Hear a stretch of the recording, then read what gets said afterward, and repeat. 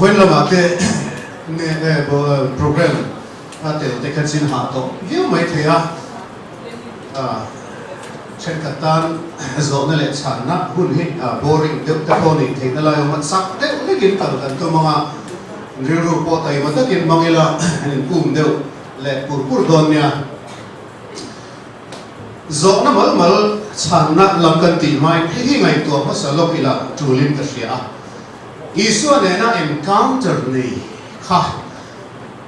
โซนนะโซนตู้เตะมีดังข้าเทียมโหข้าสิบนี่อันออกมาพอขันหน้าชวนมโมนี่อันมโมฉันนะมุตุเตอันนี้อีส่วนฉันนะขันอันหลอมาหนุนนะอันสังเกตนี่อัปปะนี้นะจูชาโซเชโซและรูปุยโซก็อีกไงเนียลดันและขัลโอตุมาชนตุเตอันอมารีข้างหูเตก็จูอันโซนอีส่วนนะฉันนะอันลุงอ้อยไงเลยอันเดียวกันช่างอีส่วนอภิชาเวกปอยอันอ้อยผักสวงเลยว่าขินริมตะกินันกัลโบชีอายันสาบิเลตเอโมตีลุงเฮียลอันตุงชีนี่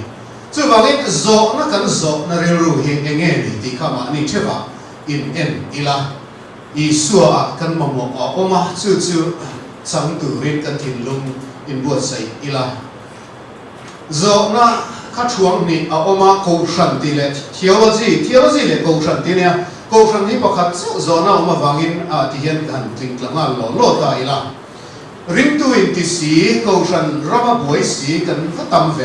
เขาเวลที่ลงและสีกันก็ตำเอ็มวางเงี้ยประคับน่าอาเซนโซที่ช่างภาษาไทยละอีส่วนเลยอัตักษาโคชันกันเชื่อเทียมดานฟุตโต้ลงฟังอันนี้เทพอที่เขาชนะมันกันที่โฟทีนั่นเองไบเบิลเฮบไรไบเบิลกันที่ทุกช่วงลุยฮีเฮบไรตรงอาเซียกันนี่เอ็ดิสปฏิบัติบีซีจะทุ่มเล่จะนี่อินคาร์เวลคาน Jewish scholar สมสริรัวเวลิงกรีกตรงนี้นั่นเลยกันนี่จู่Septuagint อันที่จู่แต่กรีกตรงอันเล่นะจนเฮบไรตรงปะเทียนมีแต่พุ่งโค้งสวยนะอัตานะข้าฮัลตีวอร์ดซงข้ากรีกตรงจุดเอกลิเซียตีนอันตาฟิกาจุดมีเอกลิเซีย vocabulary เจี๊ยจุดทุ่งทาระโกชันตีกันเละซงเฮอันนี้ชอบตาฟิกอันนี้จุดมีอันเจี๊ยจุดปะเทียนมีแต่โกชันกันนี่อามารถจุดตายคนดูว่าดูนายตักกัลดานดังรินดานดังอินอบดาน tradition ดังอารมณ์ตากวางอิน denomination กันตีอารมณ์เปียงตาตั้มตักเชื่อ denomination ที่ก็ชันให้หมกันติดตัดอันนี้ก็ชันตีจงกำอารมณ์ส่วนอันมันจันไลกัน denomination ที่ประคัดมาอารมณ์เลย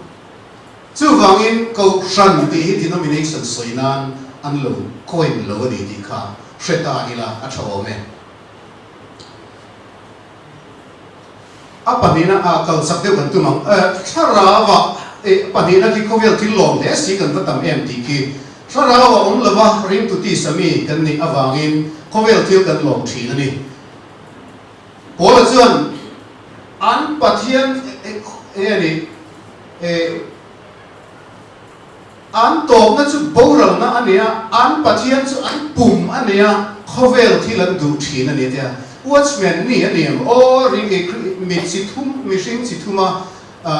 เช่นน่ะสวยชิดตัวค่ะเขาเวลมีอันออกมาปะขัดน่ะปะนี้น่ะจะริงตุตีสามีอันอมเล่ปะทุ่มน่ะจะสราวมีอันอมเล่เขาเวลมีเรื่องกูขนาดที่บวยฟักเลยกันมิสนตาร์เก็ตอันนี้มากูขนาดเทลเวสีกูขนาดที่ดัลเล่ที่บวยชินเล่สักบวยฟูชินซูริงตุตีสามีฮิกันเนี่ยเขาเวลที่ลมเวสีคริสเตียนอินชาลเวสีข้ากันตั้งชินวางินเขาเวลที่กันลมชินอันนี้กัลกุลกุรมโอรินนั่นเองอมเสียเองทิ้งการรินนั่นแหละการรินักกัดเสียเทียงวันนักขันกันสิรหดตัวรินนั่นจะให้วันนักกันสวยแล้วขันสวยกันเจ้าตายเลยปลายผู้สอบกันสร้างขนาดสวยจูรินนั่นจะทิลเบสเองอมเงยเสียนาทิลมูลแต่เสียเฟียนาฮีอันนี้อมเสียจูเสียนา การทิลมูโลเตกันเสียดเฟียนะคะรินนะจูอันนี้ไว้นะเสียดนะอันนี้กันตีค่ะเสียดนะให้กันทิลกันเสียดเสียงมาให้กันเงี้ยนี่การรินเงี้ยมาให้กันเสียตีนกันชาลทีนั่นนี่กันตีค่ะรอมบุ้งส่งจ้างส่งภาษาเรียจวนรินนะจูเสียดนะวังอินโลมาเสียดนะจูคริสต์หัววังอินโลอันนี้ông Giêsu kan rin nei ke ma nia tang kan generate ani lova Krista a oma chu mi thu chu a oma chu kan lo ria chu kan lo ring ta a ti a bulu ta ka lo chu na chu pathian Isu Krista so ke ani ti chuan karina eng ti me ka chian theyang ti lai po kha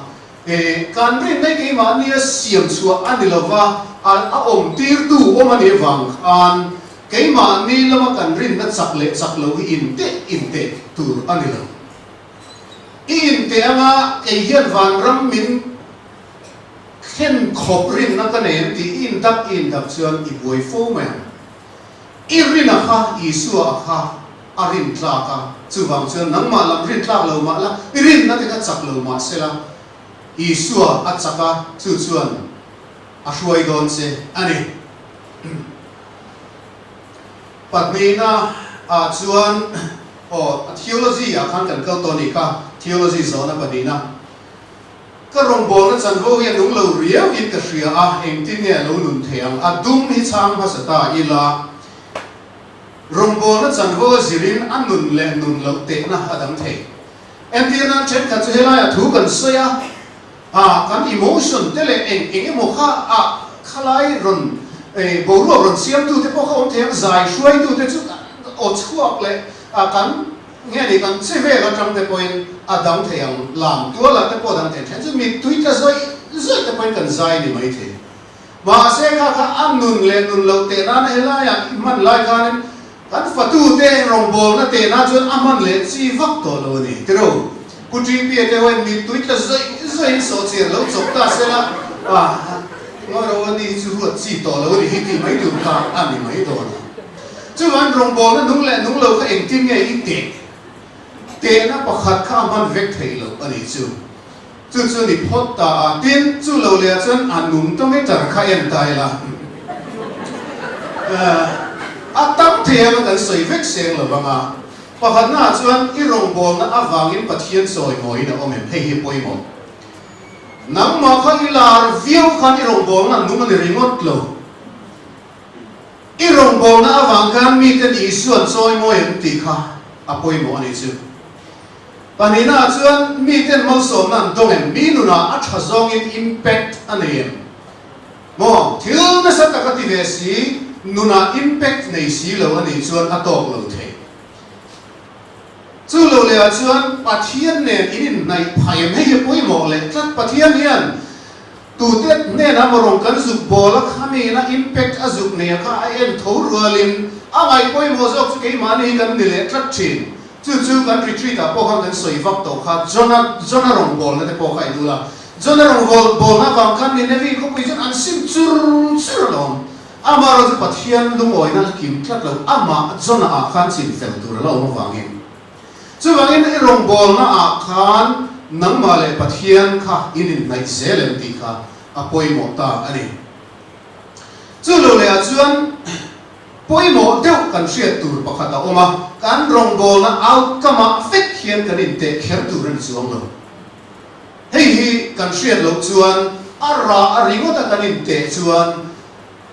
Isu khan itinge ti zirtir som sari a train a uluk takin ti dan tura zirtira an vakala rong an vabolta an lo holin report pek nu man ti ham khop mai tro lo pa khai dam nam hinga vai ram hui te pok an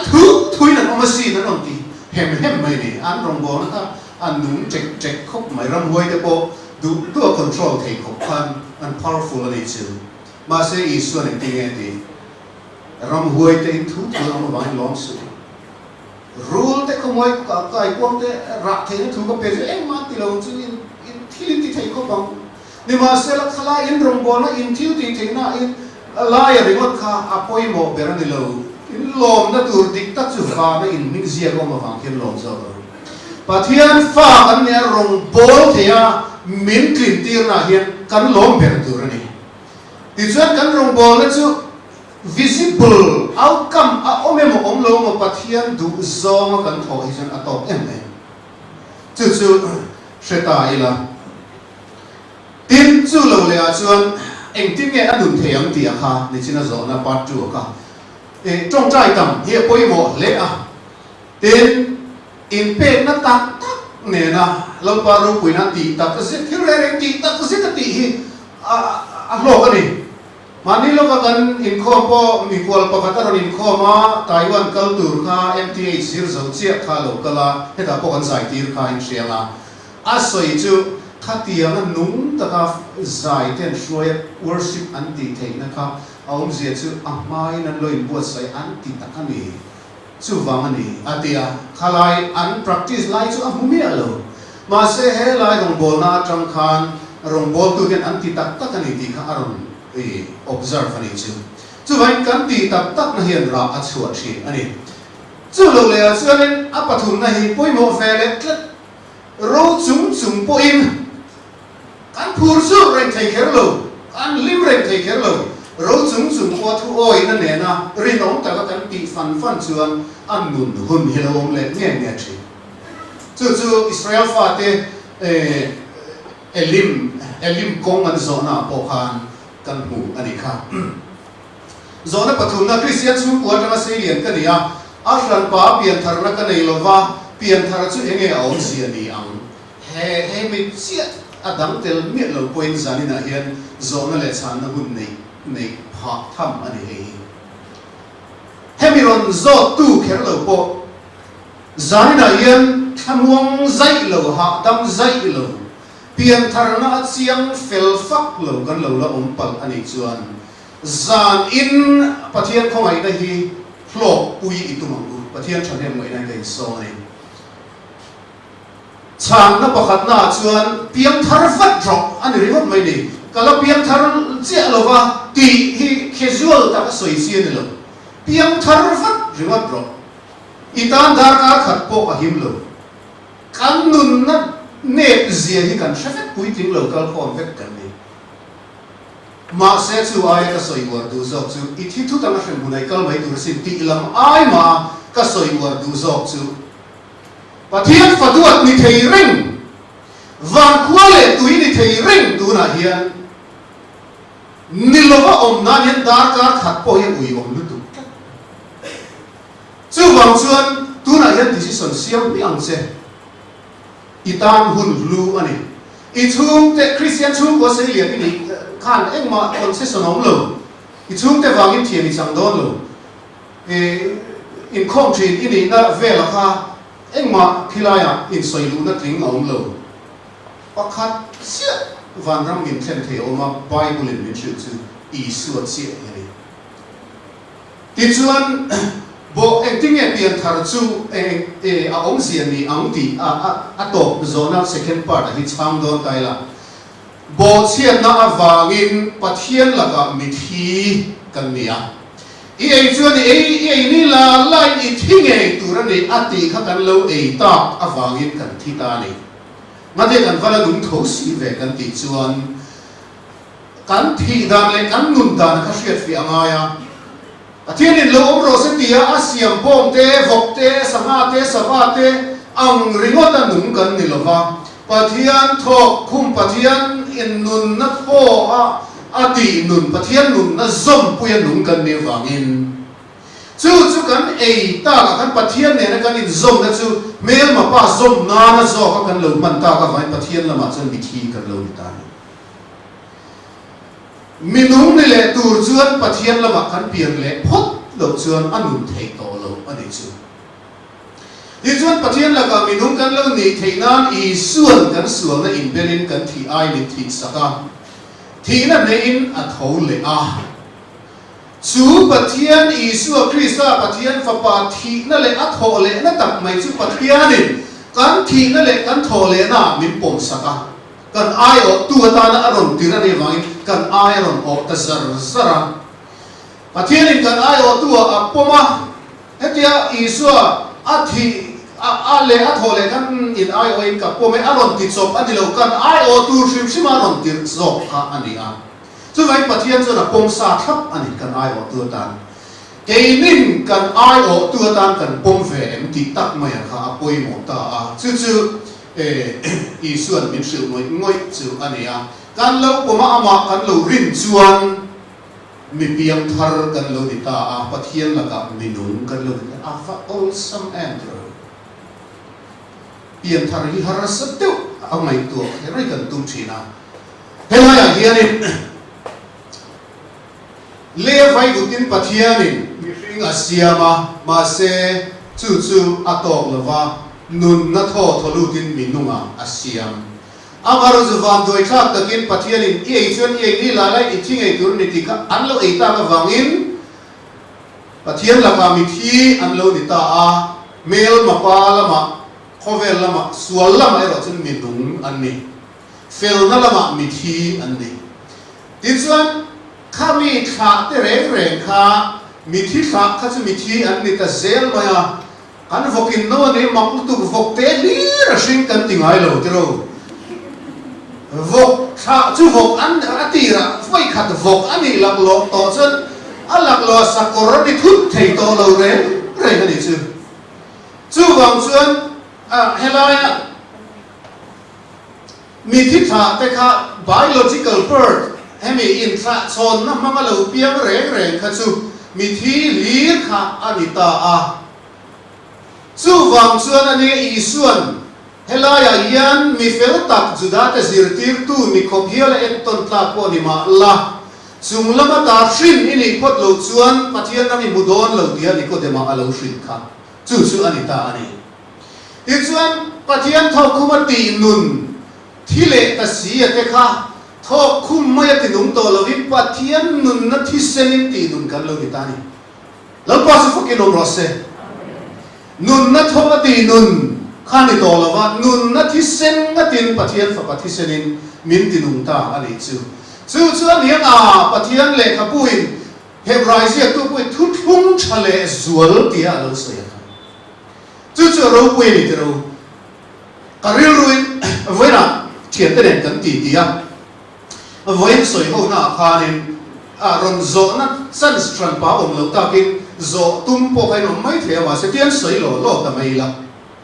ani le hela yanin pian thar thu kan zira khanin sunglam rol sunglam thilron ti khakan soi war lu tu ka pathianin afa pathisenin aron tinung tamai cheni ti khakan soi a nuai lam rol ke kan lo rol kan lo play ve tur lam kha soi a om lo ve ti kha a omani ti ve tu kan nei mi a lo vem ni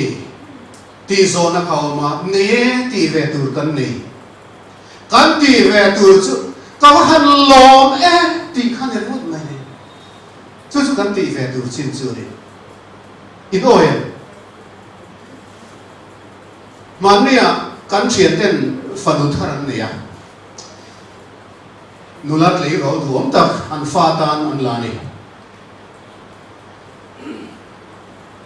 at thilti tul zong legal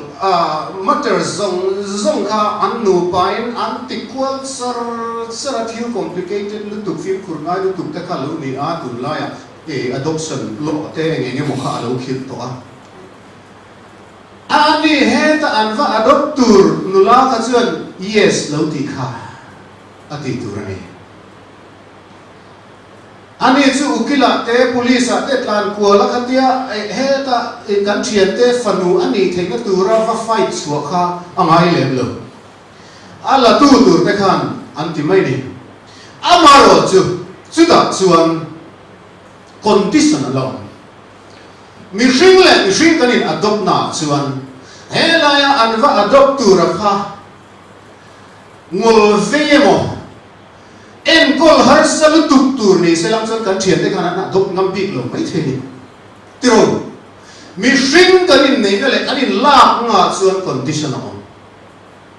pathian in a fa amin lak na yi chuan chu tak yel po chu kan ti ve ngai lo ni chu ka en kol nuam deuh tur le zei deuh tur le rong bol na nge ni man tlak deuh tur le khatiang tur kan lo qualify ve phot nuam in on chan dam ka ani mia lo kan ni ang hian afa min la mia mai ni lo pa chu fakin om rok se keni nei ma ti tur kan nei lo kan ti tur nei chun silal pa ka han lo ti ringot thian mo min chan dam adam lam deuh hui le engamo deuh kuat ti karina ma se alo ni chuang lo ni chu kaum pa ngai tho yan ti kaum pa ngai tho kan amazon kan piak thar lo committee ka lo ni a lalpa ka ai yo a kanun na ta ni thiseni pe a ka lo me ka lo ti mai hian ifa pathian fa ka lo ni ta ringot mani afan all sam ve ka va lo ve ti kha le ngot mai amaro chu da chuan hriat sual mi a lo tu om ta chu itu thana ilo pama lalpa kilometer afa ni na ilo accept chia atang khan fapanunin inung to fanunin inung to chu tai ro chu ti tur tam tak inai ve ma chu mi ti tur tam tak inai po chu sal ni na ril ruat ranga an lo pe shem lo awanga e obligation ang ni to lovin mangai na awanga lom na thin lunga chan let na nun ani to chu kan ti tur chu ni zamina yen khomai kin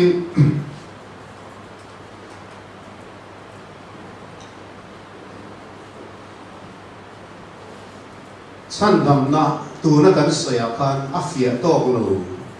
deu a ti kan om chuan ke emo kan rong bol pui tu po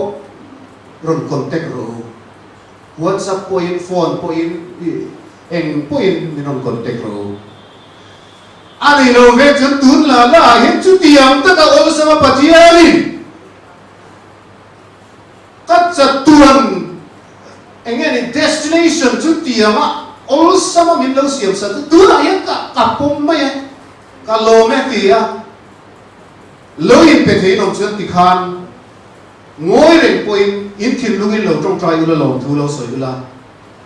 mi biang thar in ni kha lo in shepe ro chu khalai kan chan thei na chu ta se la ti chuan kan kal zelam zona da tam sia kan man rei lu tu chuan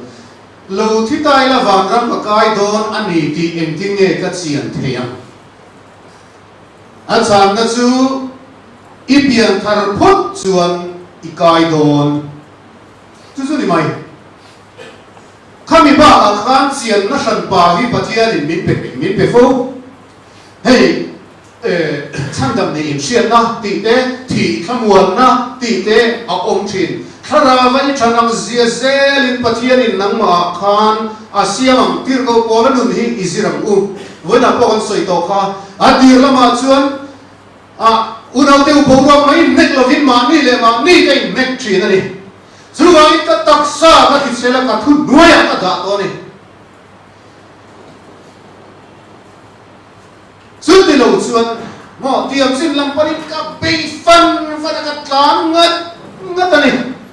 suti lo chuan krisa chandam na thu ka hril thini hril sin midam ne na puang sin ke ma zo ki pai thla kin ka om dang e ti te a struggle na sa ni christian lu ka pol hi a chiam lo ve kan ti mai the ma se kha ati fu tlat anun mo to ba luan tan do na le ka thon ziak nu nung per a khai khom na chap tara chuan ke jong tu na po lanin ka o me ka ni ka chua hun a theng to e in ti sia ka cha chu ka be zo to a ka tlan sia na kom ka len ta rin na chu ka vong reng to ni tu na san fel na la lu kumi ka tan dai na on to a chu ngai to tu fel tak chuan chu mi ni a chuan mi peam ke ta chau ni lovin a in lar na le ram ngai piam te ne na manang ni tan po a defect ani chi alo zui chang chin na khan a top lama zen avat siang ta tol em van ram ka kai ni o ati to mi lo ka trophy chu khi a om ram to mai a ka han la chak to em ati dai to mai ni chu gom chuan sian na kha tu na eng thil zong i chiang ngal vek lo ni pon rim lel na te hi piam thar to christian te ziwe a om lo mo tisu irin lela wang ka ni piam thar lo ti na ani kher lo Pathian thu hen ring lel te chu tran pui turin min fui thin ani tin zo na chuan ti hian a soya Pathian fa in ni ti in hriat theina tur in heng thu hi in ne na ka soya ni adi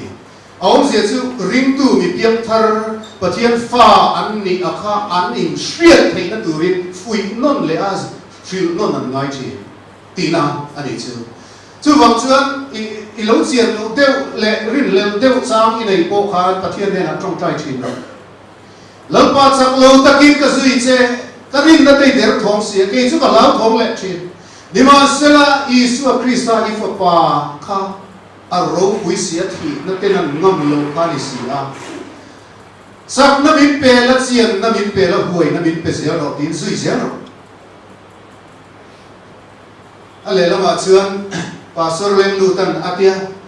ahun ma thi thamuan na nei tum lu tu ko hi chu ahun ma hi nan thi le nge thi na tia a chu lang zel in Pathian in min thuamang thi don ma thi thamuan na lo nei em ta khai ka ta nge min man chuang le tro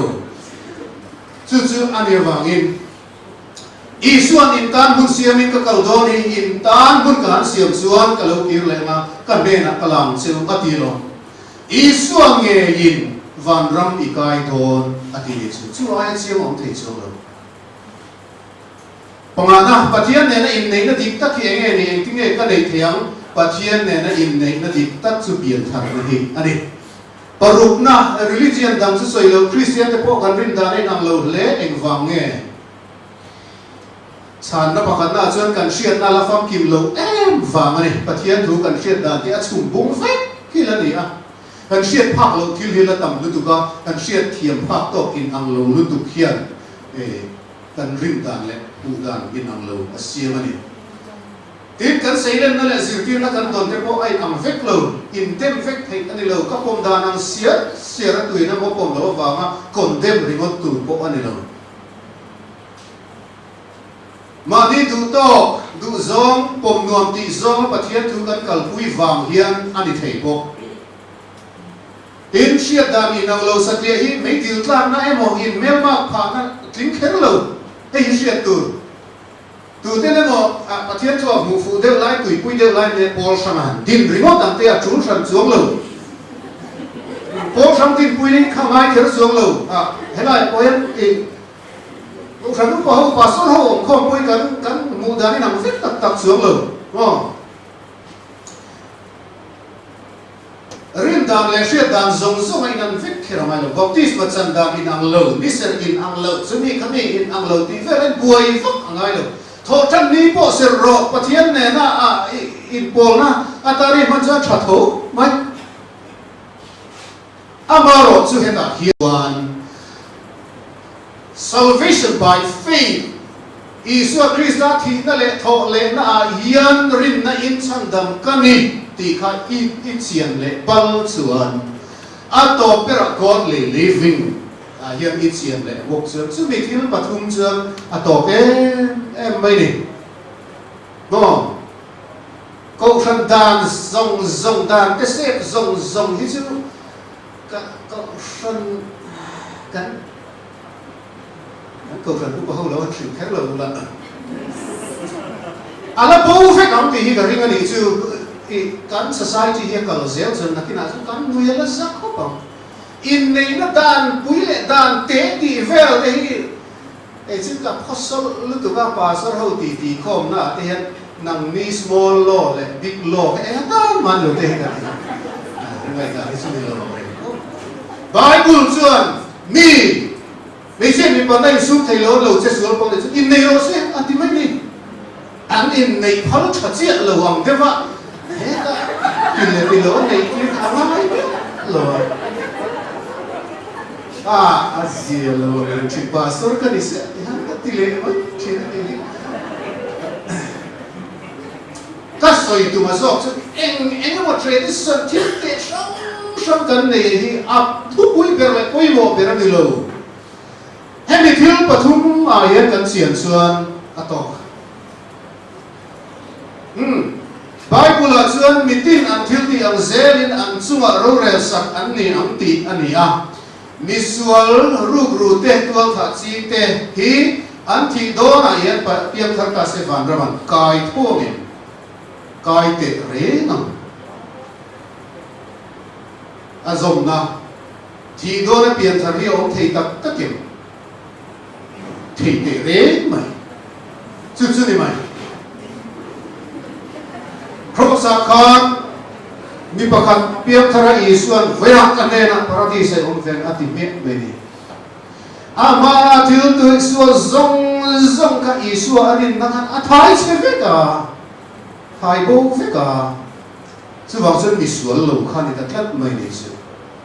ama ro chu ta hian warning au thi do na pian thar thei ti wang kha thi do na pian thar tum nie su a ten lan lu kha ipai chak tioi khala barike ni su bur khan pathian thui ngai tua man lo re anna don lut tu alan na e ni tia ka min la ne ti lam pa lam don lo re kan nun na chan chi ni kan shelo nak tu ga ne lo chen don kan shelo pian thar hi nak tu ka ta na khe chi ne lo parian na mi shing hian eng ti ka tangin nge tharau kan nei ka shelo Bible in Israel, science po in Israel. Amaro chu kan ti tra lange min zo tak sia chu nun na le tharau hi soi so mani fu china nau te in anu nun na trom pui lo ba amma puala nun na ran anei china chu tharau nei nge ka rin ke cha kami mal ngai da ni chu ka chu van ram kai pha ne le shen nun la pha na chi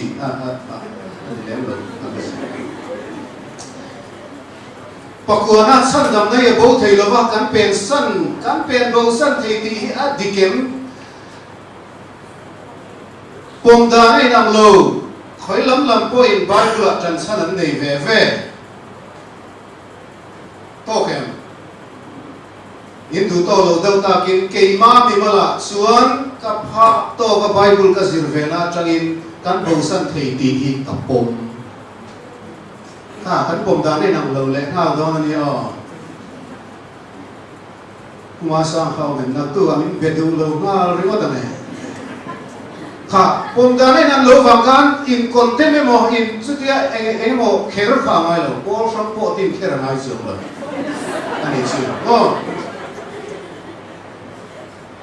chan dam na bo thei lo wa ti sha be hei poi mo ta ni a pom da ka poi mo ber lo nang chu na bo thei lo I pom ke chu na bo thei ka pom a poi mo lo chu a poi mo zo ka chu chan dam na bo thei lo wa nga ti sha be mo a bo thei rin wa nga poi sat nei lo e mo hi mi piak thar om da na ni lo eng tin po omela bo thei chu le nem ti wa ka ti ti kha chu ila piang thar lek lo ni kha ani mai chu tiang po kin in kho sa ma wa ma chan dam na bo lo wa ram kai be sei ni chu I piang thar na ka mi chiang lo kho pang chu sok chu ni mi piang thar dik tak chuan wa ram kai lo ai I suan na in zom an mai poi mo zo in there am Rice Christian and he in Shanghai. Rice Christian and chu foreign agent eng moina mission agent tena chan puina te ngani facility ngani til sumte katiam somdona til basic bang Christian ro ni be te hi an om ve thi na ni ome in nui zat ringot tanga kanin an ve tho na chu thalai tam tak khi Rice Christian ai han a ming chu moi de si heaven Christian kan tamani shem mutlak lo wang ngor wang ram kai du wanga isu chu mai na thot si lo wa pian thar du ve sia ti ve sam camping a piang a in lan ma se anuna isu ne na in nei na hu om si lo kha au the ni chu wangin avan ram ham kai lai le a shen mutlak lai hi a konsan basa ani lo wa a konsa a poimo masa isu ne na in nei a kha atumani no มิชินเทียนเปลี่ยนผู้สวงนะถ้าตู้เทจังกันสมบัติเฮียนเปลี่ยนพุ่งเจียไว้เฮโรนิรูเลยไงตัวน่ะเฮียนประเทศดูดานมิลเฮียอมเวรเองเปลี่ยนพุ่งตีอาเซนักดานนั่นสันสื่ออาจารย์เสียคือเฮียนตุ้มเสียเลยแต่ว่าปกติเปลี่ยนพุ่งมาที่ฉันประเทศลมซงเลยลมซงนั่นตุ้มจู่เอาสุกริมเสียหรือเปล่าเนี่ยเปลี่ยนผู้มีเสียอันที่ตอนนี้เปลี่ยนเนี่ยไอ้กับพวกสุนิเสถ้าตู้เตบเชียนะเปลี่ยนผู้สวงให้มันถ้าตู้เตบเชียนะกันชมบ้ากันเฮียนการนู่นน่ะยันประเทศดูเราซ้อมจะเตะแรงไหมเตะแรงไหมสุมีอวังส่วนอันนี้ฉันดำนนฟูให้กันไงนี่นะมักเละและไม่ฉันดำนนฟูติดไฟขัดเปลี่ยนทางซึ่งโตกล้อมีฉันดำนนฟูกันนี่นะจูโจหันจวนอาฟาบายส่วนที่เสริมกันส่วนส่งมีเต็นไฟสักทีนั่นเองมีเต็นไฟสักฟูไม่เนี่ยอีส่วนที่เสริมที่ดีที่นี่วิจารณ์เอกสรเวโตอีลัสโฟร์เซเลนจู่อันนี้จู่ส่งประคันนั่งไอ้ส่งกบจีนที่ปัจจัยมีผู้อินส่วนนี่เองทั่วรินองเราเนี่ยส่งที่ปัจจัยมีผู้อินส่วนนี่จู่ว่าให้กบต่อสู้รู้หาดูมีรู้ตีนั่นนั่นเองนี่ปัจจัยเฮียดอดเฮียดูเราไอ้ส่งกบเชื่อดอดใส่ยังไงมันรู้ส่งปนีน่าลมมันพูดวางริฮดเล็กเข้มเราวางริฮดแต่ริมตูนี่ที่สาวนี่เนี่ยที่เงี้ยดังลำน้ำดังลำฟิวลมส่งปฐุมนาเปียกอินาปะเทียนรำส่งมาประกาศโทลว่าเรทัยจันปุยนาเป็กซอกที่ปะเทียนนี่นะปมทุ่มตุระส่วนไงอีละบันเทวเล็กกินกระเสียกันนี่อาจารย์ส่วนตัวเห็นส่งมาประกาศโทลว่าอาทิตย์แค่ละอาชอบเปรักส่วนที่เปรองบอลนักกันติดป้องไงติดเท้าจุงอ่ะการทิ้งลุงอินพังนั่นแหละกันเวน่าวางอ่ะมีดำจันคุยไงกันติดเท้าส่วนดูทุกสิ่งนี่อามาเราจู่อาจูนั่นตักอารมณ์เทียเปกตูดังเอ็มพวกกันในเขียนเราเทียพวกกันขัดเดียงกันกูชนะอีเปกเราส่วนคิลมินเชลเราเตียงริสิติบุลวังเตียงจีค่ะลุตุข้าจู่อันนี้จู่ป่วยกับเรื่องอะไรวะอามาเราจะกันเชื่อตัวจะริมตุกุยทิ้งส่วนก็ชันรองบอลนั้นอัฐาทำเทตักเลยก็ชันเป็นแค่ไรเราจูนก็ได้มาทำเนี่ยเป็นว่าอย่างที่กันที่เช่าตายละก็ชันรองบอลไม่ตกไม่โดนเลยช่วงส่วนให้คริสเตียนมาสาเต้ป่วยน่าอันเราตีกันเนี่ยที่ผมได้เที่ยวที่พุ่งลิ้นซ้ำสมทุนปนีเลยทุ่งสรีอาเตกรินทอนกัดทอนมีมุเรียนจางกัดจางรูกาเตกันมูจูคริสเตียนมาสาเตคานอันทิลเปกเตกันติรุกุเตกบุลาอันนนตาชีนันนี่อันมานี่ดูนั่นละมาเราเททั้งริมดเราเดือดขาดอามาเราจะดูนายเฮียนเซริตี้ทิลเล่เองมั้งจันคุยง่ายง่อยแต่เราต่ำตาขลายกันคอนวิคชันปะเทียนเนี่ยนะกันตีคานขัดตาอิรันทอตูนจุ่มจู่ให้เรามาเพียนเราปามมาเตะให้บุยง่ายองเสียอีตีอาอีเป็ดข้าสุดที่รู้ตัวกิลอิสุนี่นั่นตัวเราเกี่ยวกับง่ายเราตั้งมีมาง่ายด่านนี้เช่นสองพลีน่าปะเทียนเนี่ยใช้ปีกันในเราตีอันนี้รัวลินอาจารย์จนอันนี้เวออังทีกันฉันก็ตูรินเรอเรลกันตีฟิกนาเฮียนอดูเราส่งกันองชวนมีแต่ซีโร่เทเอ็มไหม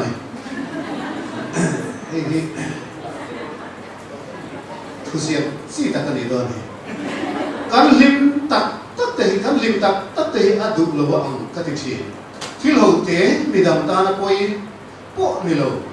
มานี่ไล่ฟัตานะที่กันดีเราเตะมินเป็ดดูเนี่ยเราอันนี้ตัดเชี่ยนี่ปะเทียนเซลฟิชตัดอันนี้อินกัสยา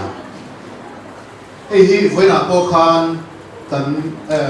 ขับเตลุตัวอินกัสยาปุมาเฟลาชานาเตโปคันเอามา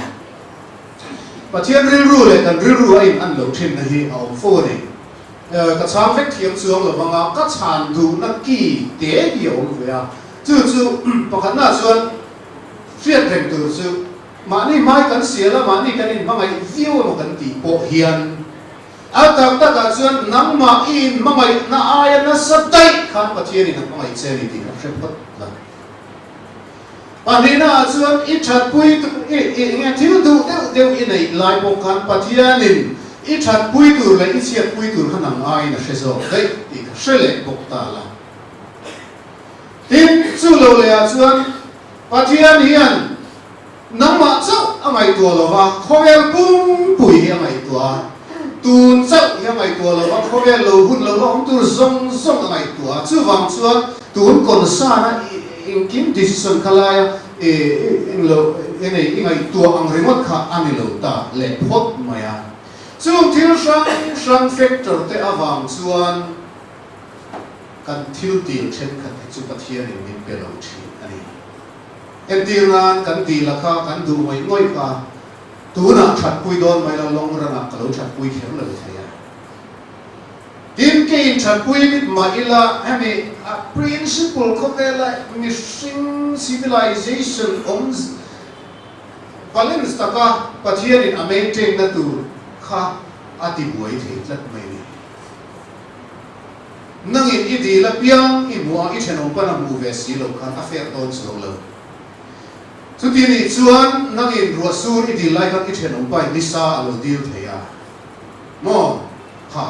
khatia ma vek kha thil kha atam lu ka sai re tu don chen mai ka san o so pangana henga tinge pathian hian ko wel sual tlan tur kha ama aron kal mai la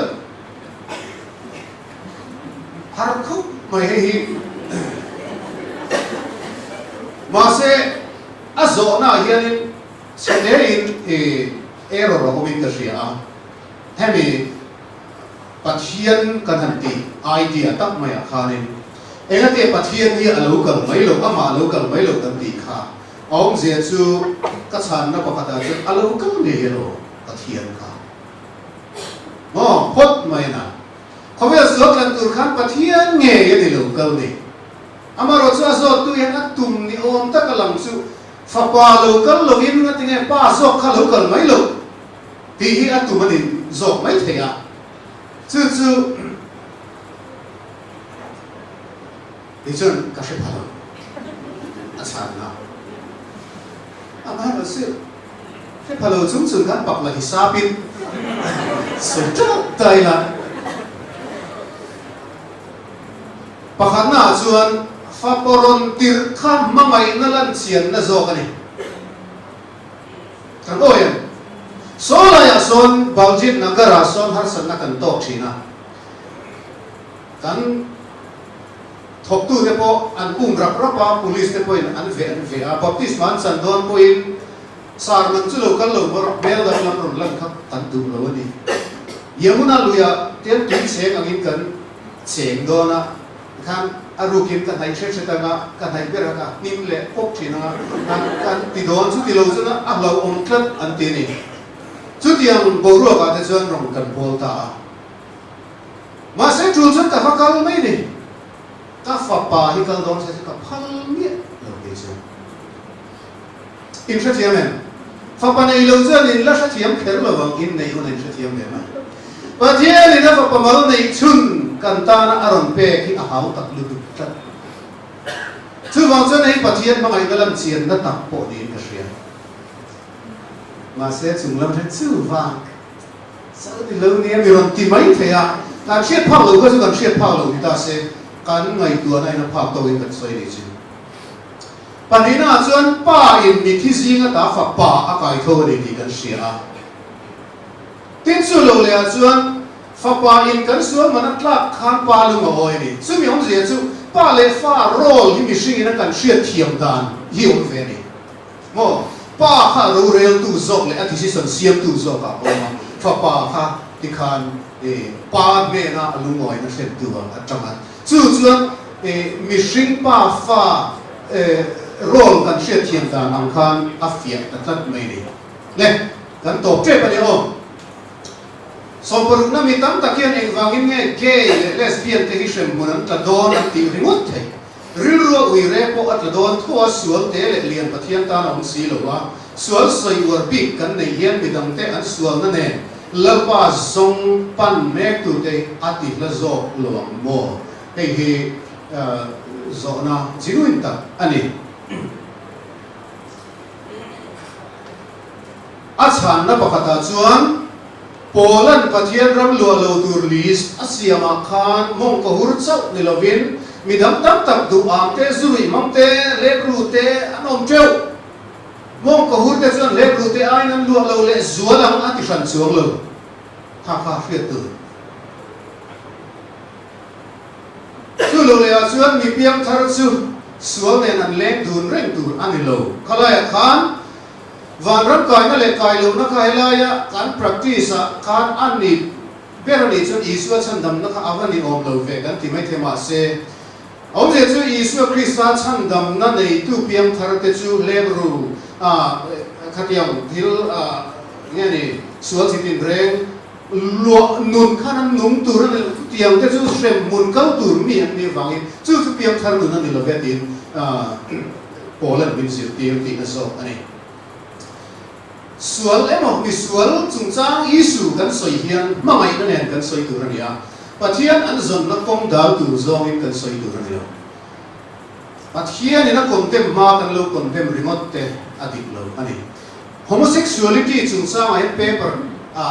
chapo de kan soi mai na paper thatak ka zia ka kan ti ne mizo tro chuan ai systematic input zong lo bang pek som pama ania principle sen ka cha view ma se phe ka tam deu vai ka ti thei lo ba adu chuan min ron contempula soft copy point ai pek ya mizo kan hemi engeni kan stereotypical lutu nalai te po hi in ngai tua deu te po tra pathian thu kan mu da interpretation sang sang le zir chian na te po hriat a tha kha kan sei te lo ni che so pasarina tu kui pasal la nei lo mi piang thar to ni bok si tan ti sa chak mai en tian le tu nge ti sa chak nei ne nei na om shan lo in ne du chuan malaria dam doi sak te ei chok chu ro ma se a thalo khatiam zo ti sa chak ne ka mo side effect mo pathian in kan tak sa om dan tu ra alo tuan na nia ti sa chak nei kan nei hi a hrisel ani mi hrisel chopang ngai da ani amaro chu ti sa chak na tak chu pathian du lo zo suam ti na kan mang tu ra ni lo literature kan en du zong kan share du zong te video kan en du zong te kan ti du zong te po ulu vela in again ne chen ka thế chứ nè tôi mà cần struggle nó làm bộ này là hiện tum hiện tại tum ngờ lúc tụt về bốc tới bồi mà mua đến sáng về về rồi luôn mới ăn gì thêm bộ mai là sẽ tên là tên ăn chỉ là sao hát thì dấu chuột không về này đâu ngờ có đâu nè thấy miệng lâu không hát sẵn đấy mà thiên thì nín bể lâu gì chuyện được chú vọng xuân dấu chuột hiểu về và thiên ta là in vòng thiêng linh tù ra ta in lan tập tất xuân xuống thì lâu tù đến trần quy thế có ý sạc lâu nó rêu rù tâm này hiền tâm thu trì nó đi rồi chú xem bù so bariat na masturbation hi thil sual ani direct answer taka acha the chuan ron ti Bible in direct taka asai lo direct taka chang tu ramin pu ti in fair lo ve